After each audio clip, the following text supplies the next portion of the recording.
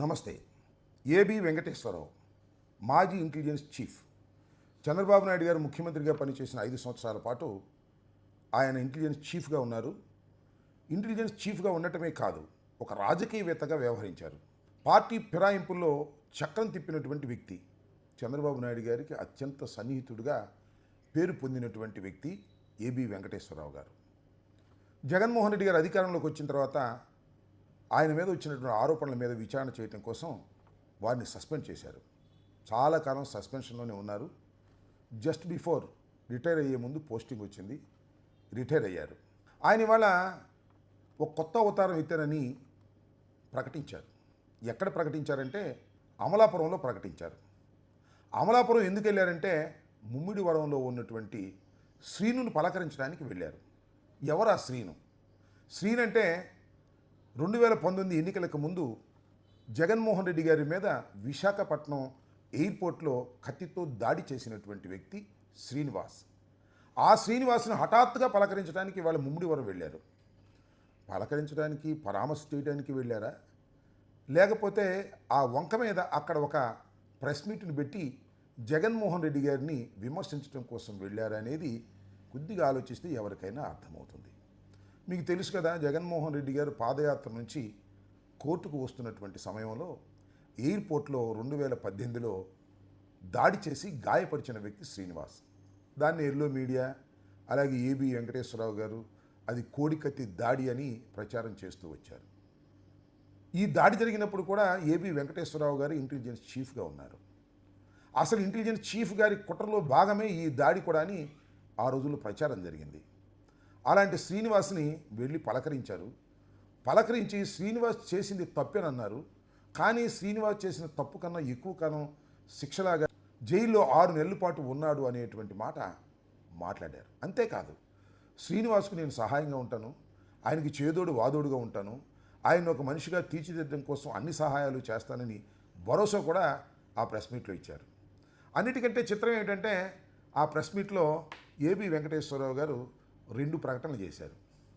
ఒకటి ఏమిటంటే నేను రాజకీయాల్లోకి వస్తున్నాను అని. సరే, ఏబి వెంకటేశ్వరరావు రాజకీయాల్లో లేరని ఎవరు అనుకున్నారు? ఏబి వెంకటేశ్వరరావు గారు ఇంటెలిజెన్స్ చీఫ్గా ఉన్నప్పుడే రాజకీయ నాయకుడిగా వ్యవహరించాడు అనేది కదా ఆరోపణ. అంతేకాదు, ఆ తర్వాత చంద్రబాబు నాయుడు గారు అధికారంలోకి వచ్చిన తర్వాత ఆయనకి పోలీస్ హౌసింగ్ కార్పొరేషన్ చైర్మన్గా కూడా పదవి కట్టబెట్టే ప్రయత్నం చేశారు. అఫ్కోర్స్ ఆయన తీసుకోలేదేమో, అది నాకు తెలియదు. కాబట్టి ఆయన ఆల్రెడీ పరిపూర్ణమైన రాజకీయ నాయకుడిగా వ్యవహరిస్తూ ఇవాళ శ్రీనుని పలకరించడానికి వెళ్ళినప్పుడు నేను రాజకీయాల్లోకి ప్రవేశిస్తున్నాను, నేను రాజకీయ అవతారం ఎత్తుతున్నాను అని చెబుతూ జగన్మోహన్ రెడ్డి గారి మీద ఘాటైన విమర్శలు చేసేటటువంటి ప్రయత్నం చేశారు.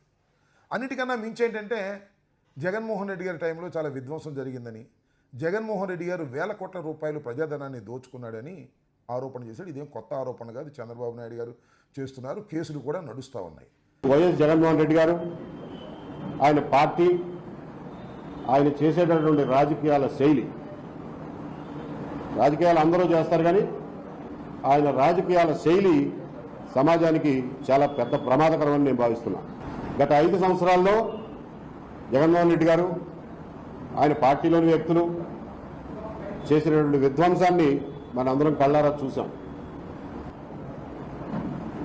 ఆర్థిక విధ్వంసం, రాష్ట్రం తిరిగి కోలుకోవడానికి చాలా కష్టపడాల్సి వచ్చినటువంటి పరిస్థితి కలగజేసినంత స్థాయిలో విధ్వంసం జరిగింది. అయితే జగన్మోహన్ రెడ్డి గారు మళ్ళా తిరిగి అధికారంలోకి రావడానికి వీల్లేదు. జగన్మోహన్ రెడ్డి గారు మళ్ళీ తిరిగి అధికారంలోకి రాకుండా ఉండేందుకు నా సర్వశక్తులు ఒడ్డుతాను, మళ్ళా తిరిగి అధికారంలోకి జగన్మోహన్ రెడ్డి గారు వచ్చేటటువంటి ప్రయత్నాలకు అన్నిటికీ కూడా అడ్డుకట్ట వేస్తాను అనేటువంటి మాట ఆయన చాలా స్పష్టంగా చెప్పేటటువంటి ప్రయత్నం చేశారు. నాకు ఇప్పుడు ఒక మాట గుర్తొస్తుంది. మన నారా లోకేష్ గారు కూడా ఇండస్ట్రీస్లో వచ్చి పెట్టుబడి పెట్టమంటే మళ్ళీ జగన్మోహన్ రెడ్డి గారు రారని గ్యారంటీ ఏమిటి చెప్పండి అని అడుగుతున్నారట. ఇది అది చూస్తే అర్థమవుతుంది ఏంటంటే నారా లోకేష్కి, ఏబి వెంకటేశ్వరరావు గారికి మళ్ళా తిరిగి జగన్మోహన్ రెడ్డి గారు అధికారంలోకి వచ్చేస్తారు అనేటువంటి భయం, ఆందోళన వారిని నిద్రపట్టే పరిస్థితుల్లో లేదు అని అర్థమవుతుంది. ఇది చూసినప్పుడు కొద్దిగా హాస్యాస్పదంగా అనిపిస్తుంది. ఎందుకంటే ఏబి వెంకటేశ్వరరావు గారు ఒక ఉద్యమం చేస్తారట. దానితో పాటు ఆయన ఒక ఫోన్ నెంబర్ ఇచ్చారు, వాట్సాప్ నెంబర్. దానిలో జగన్మోహన్ రెడ్డి గారి బాధితులందరూ కూడా తనకు సమాచారం ఇవ్వాలని, దాని మీద ఒక ఉద్యమంలాగా చేస్తానని ఆయన చెప్పారు. దాంతోపాటు ఒక మాట ఏమన్నారంటే, మీరు పంపించేటటువంటి మెసేజ్లు కానీ ఏవైనా విషయాలు కానీ సంస్కారవంతంగా ఉండాలి, మంచి భాష వాడాలి అని ఆయన పాపం సూచించాడు. నాకు తెలియగలుగుతాను, ఏబి వెంకటేశ్వరరావు గారు, మీరు ఐపీఎస్ ఆఫీసర్గా పనిచేశారు, మీ భాష ఎలా ఉంటుంది, మీరు ఎలా మాట్లాడతారు, మీకు గుర్తుందా? ఎదుటివాడికి చెప్పేటందుకే నీతులు ఉంటాయా, మీకు మాత్రం నీతులు ఉండవా? మీరు ఒక కమ్మ సంఘం మీటింగ్లో జగన్మోహన్ రెడ్డి గారిని గురించి మాట్లాడినటువంటి మాటలు, మీరు వాడినటువంటి పదజాలం జనం ఏమన్నా మర్చిపోయారనుకుంటున్నారా? యూట్యూబ్లో ఇప్పుడు కూడా చక్కెర కొడుతూ ఉంది కదా. ఆ రోజు ముఖ్యమంత్రిని పట్టుకొని మిమ్మల్ని సస్పెండ్ చేశాడనే ఉద్దేశంతో వాడన్నారు, వీడన్నారు, నీచుడన్నాడు, తాష్టుడన్నారు, ఇంకా చాలా ఘోరమైన పదజాలం జగన్మోహన్ రెడ్డి గారి మీద మీరు వాడారు. అంతేకాకుండా కమ్మ వ్యతిరేకంగా చంద్రబాబు నాయుడు గారిని చూసి జగన్మోహన్ రెడ్డి గారు, రాజశేఖర రెడ్డి గారు విత్తనాలు నాటారని, ఇది కమ్మ వ్యతిరేక ప్రభుత్వమని ముద్ర వేసే ప్రయత్నం చేశారు. రాజశేఖర రెడ్డి వేసిన విత్తనం ఇప్పుడు పెద్ద విషవృక్షమై కూర్చుంది. అది ఏమాత్రం వెరప లేకుండా మంచి మర్యాదలకి, రాజకీయాల్లో గౌరవానికి, అడ్మినిస్ట్రేషన్లో సంప్రదాయాలకి ఏమాత్రం విలువ ఇవ్వకుండా కమ్మవారిని ఓపెన్గా, టార్గెటెడ్గా వాళ్ళని అణిచివేత ఒక యుద్ధ కార్యక్రమంలాగా యుద్ధం ప్రకటించారు.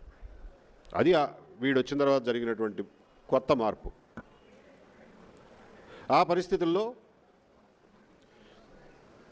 30వ తారీఖున ప్రమాణ స్వీకారం చేశాడు.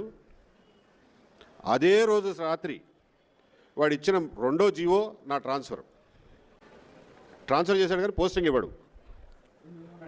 సో 8 నెలల పాటు పోస్టింగ్ లేదు, జీతం లేదు. సరే, బ్యాంకులో ఎంతో కొంత సేవింగ్స్ ఉంటాయి కాబట్టి నడిచిపోయింది.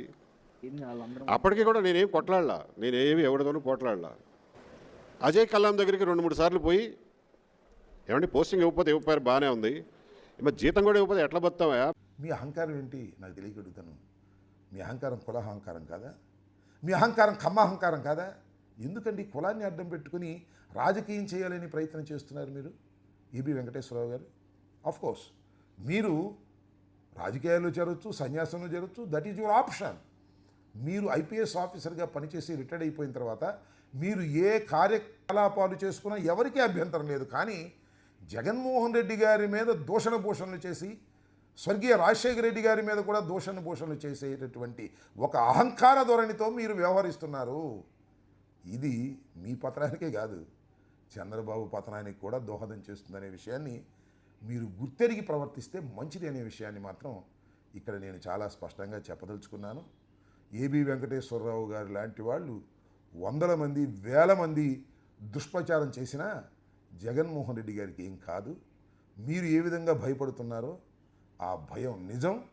జగన్మోహన్ రెడ్డి గారు తిరిగి మళ్ళా ఈ రాష్ట్రంలో అధికారంలోకి రాబోతున్నారు.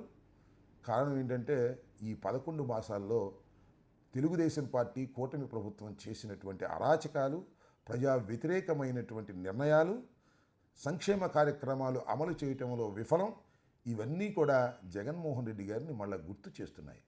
జగన్మోహన్ రెడ్డి గారు ఉన్నప్పుడు చక్కగా అన్ని సంక్షేమ కార్యక్రమాలు జరిగాయి, మేము ఆనందంగా ఉన్నాము, అనవసరంగా జగన్మోహన్ రెడ్డి గారిని పోగొట్టుకున్నాము అనేటువంటి భావనలో ఇవాళ పేద, బడుగు, బలహీన వర్గాల ప్రజలు ఉన్నారు. ఎప్పుడు ఎన్నికలు వస్తాయా, ఓటు వేద్దాం, జగన్మోహన్ రెడ్డి గారిని మళ్ళీ ముఖ్యమంత్రిగా చేసుకుందామని అనుకుంటున్నటువంటి విషయం మీరు గ్రహించగలిగినందుకు సంతోషం. మీరు తలకాయ కింద కాళ్ళు పైన పెట్టి తపస్సు చేసినా జగన్మోహన్ రెడ్డి గారిని మీరేమీ చేయలేరనే విషయాన్ని దయచేసి తెలుసుకోండి. కమ్మ అహంకారంతో ఇష్టం వచ్చినట్టుగా మాట్లాడి చంద్రబాబు కూడా నష్టం చేసే కార్యక్రమాలు చేయకండి, అది మంచిది కాదని ఒక ఉచిత సలహా. పాటిస్తారా లేదా? ఎలా పాటిస్తారులే, ఐపీఎస్ అధికారులుగా పనిచేసినటువంటి వ్యక్తులు, మేధావిని మీరు అనుకుంటున్నటువంటి వ్యక్తులు, మీరు మేధావులు కాదు, కేవలం అహంకారంతోనే మీరు మాట్లాడుతున్నారనే విషయాన్ని దయచేసి మర్చిపోవద్దని విజ్ఞప్తి చేస్తున్నాను. ధన్యవాదాలు.